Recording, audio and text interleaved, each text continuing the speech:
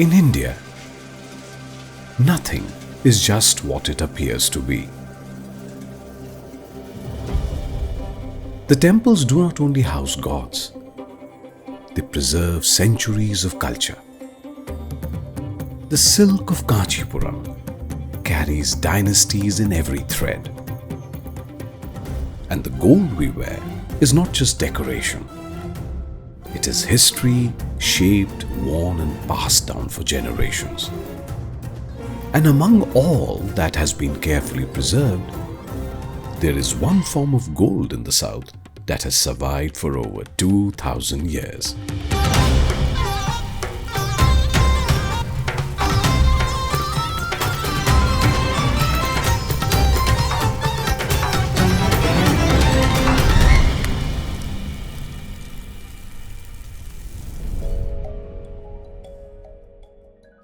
A necklace of gold coins shaped by Roman traders who brought foreign coins across the sea. The grandeur of the Chola kings, Vijayanagara devotion, and British colonizers. While these empires rose and fell, this gold ornament remained. In Tamilnadu, it is called Kasumala. In Andhra, the Kasulaperu. In Kerala, Lakshmi Sara. Different names, different forms, but the same idea. A garland of coins that carries the weight of gold, of devotion, and of lineage. This is the story of how this necklace survived, adapted, and was passed down for hundreds of generations. This is the story of Kasumala.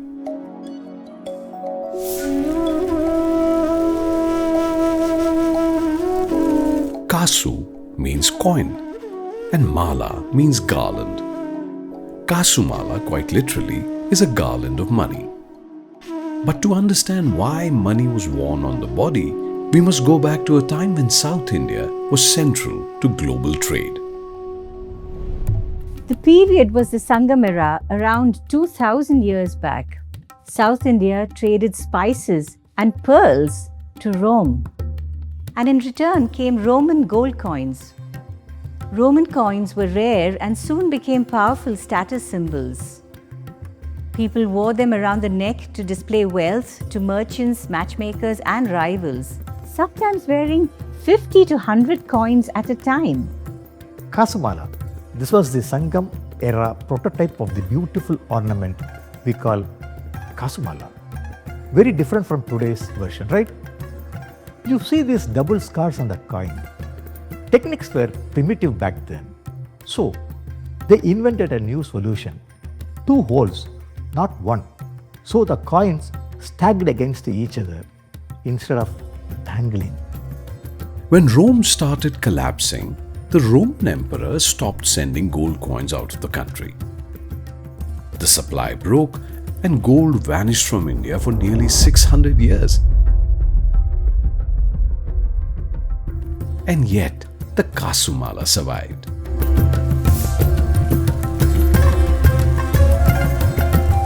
When the Cholas came into power, gold flew back into South India through conquests of Maldives and Sri Lanka. The Cholas looked at the few surviving Roman coin necklaces and said, "We will make these again, but bigger with our own motifs." You see, the old Roman Kasumalas were a hodgepodge. 1 coin of Augustus, 2 of Nero, 1 of Tiberius, all in different sizes and purities. The Cholas said, "No, we are an empire. We will standardize everything."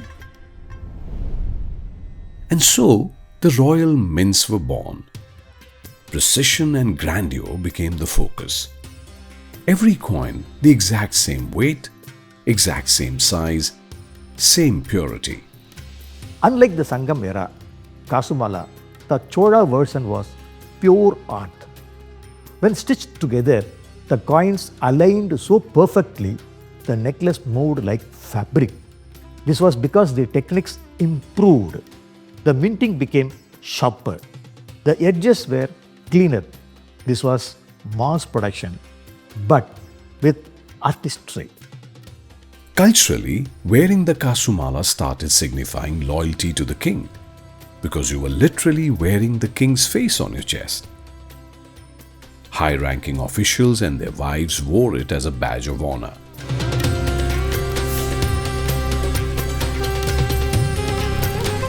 While the south was prospering, in the north a storm was gathering. The Mughals. Mughal invasions were sweeping through India. Hindu kingdoms were falling one by one. In response to this existential threat, a new empire rose in the south, the Vijayanagaras. And in this atmosphere of siege, gold was no longer just a metal. Every design, every symbol, all of it meant just one thing: survive. The Vijayanagara kings changed everything. They said, kings die, empires fall, but the gods, they are eternal. So they minted coins with gods: Vishnu, Shiva, and most importantly, Lakshmi. The coins were called Varaha, named after the boar avatar of Vishnu. The coins were smaller, thicker, and dumpier than the flat Chola coins. So, Kasumalas become heavier, denser. And Gajalakshmi, that is goddess Lakshmi, seated on the lotus, flanked by elephants, showering her with water from their trunks, became the central motif. The craftsmanship was changed. They introduced the Bottu style, soldering the coins onto a heavy gold backing the frame. This turned the coin into a pendant, not drilled disc.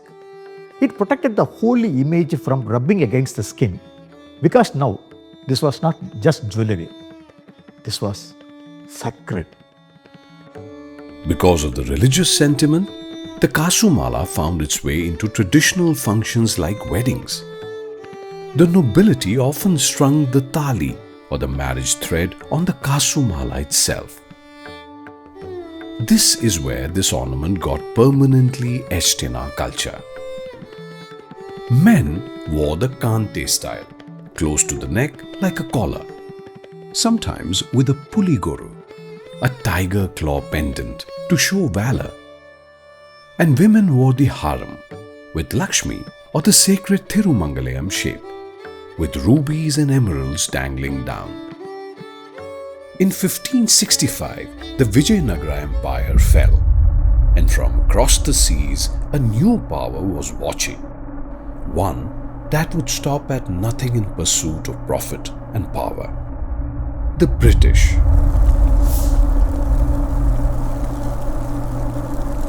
In the 19th century, the British did something devastating. They banned Indian gold mints. The Varaha, the sacred coin with Lakshmi, went extinct almost overnight. The British wanted to control the economy, so they flooded India with their own currency, the British sovereign. This was a 22-carat gold coin featuring the British monarch, Queen Victoria. The wealthy and orthodox held on to their heirloom Chola or Vijayanagara Kasumalas, passing them down as precious relics. But the new Kasumalas, they had to adopt the British sovereign into them in order to survive. And so began the era of the Kampani Malai or the Pavan Mala. With Queen Victoria on the coins, some people started perceiving her as a powerful female ruler symbolizing strength. The sadder part is that before this, even men wore their version of the Kasumala. But the British invaded. Officials started mocking men who wore jewellery as feminine or barbaric, and men stopped wearing Kasumalas. But the biggest change, however, democratization. You see, the Varaha coins of the Vijayanagara kings were rare and exclusive to royalty. But British sovereigns, anyone with cash could buy them. So for the first time, the Kasumala moved beyond royalty. The design changed again, sometimes double layered, sometimes triple layered, some with 100 to 150 sovereigns. They invented to handle the weight of these heavy necklaces. Many are gold spaces, that act like bearings between the coins, and the mugappu, a heavy side pendant that counterbalance the weight of the necklace. Without the mugappu, 100 traveling Kasumala would choke you or droop forward. With it, the weight is distributed.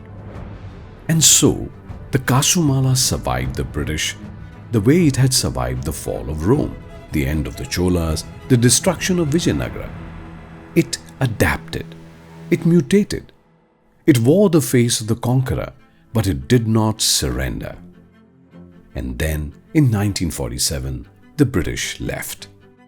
India was free, but the Kasumala's trials were not over yet.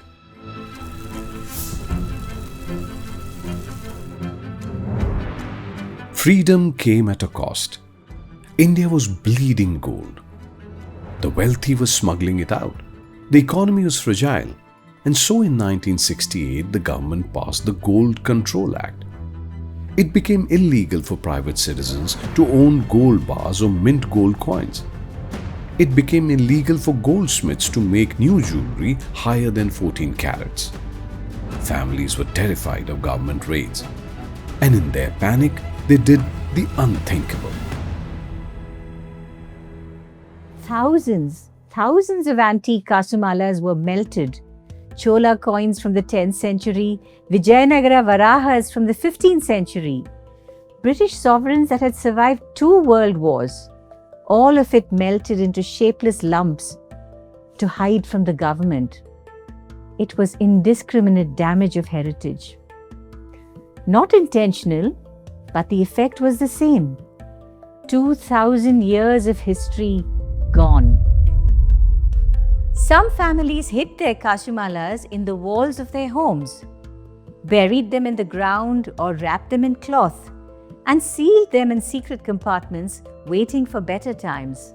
For the goldsmiths, work dried up, fires went cold, hands that had shaped gold for generations stood still, and so they protested. And in time, some of the restrictions were retracted. Some goldsmiths also found loopholes. The law said you can't use coins because coins are money. So they started making roundels, coin-shaped jewellery that was not legal tender. And on these roundels, they stamped the image of the goddess Lakshmi. In the 1990s, the Gold Control Act was completely nullified.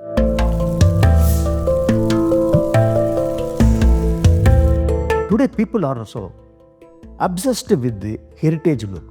So, we engineered the techniques to make a brand new Kasumala look like it was 1,000 years old. And the design varies by region. Tamilnadu goes heavy temple style Kemple stones, Yali motifs. Kerala prefers minimal, the Lakshmi Sara with botanical details. Andhra goes grand, the Kasulaperu reaching the navel, layered with uncut diamonds.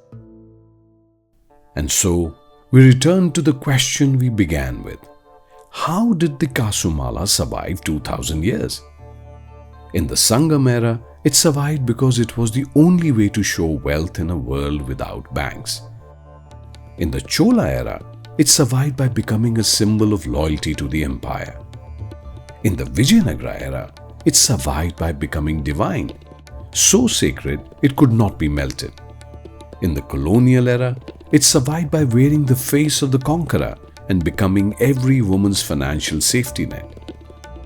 In the post-colonial era, it survived the Gold Control Act by becoming not a coin and then being reborn as nostalgia, as heritage, as laser-cut fantasy. The Kasumala survived because it was never just one thing. It was wealth and it was devotion. It was prestige and it was protection. It was currency and it was culture. It was metal and it was meaning.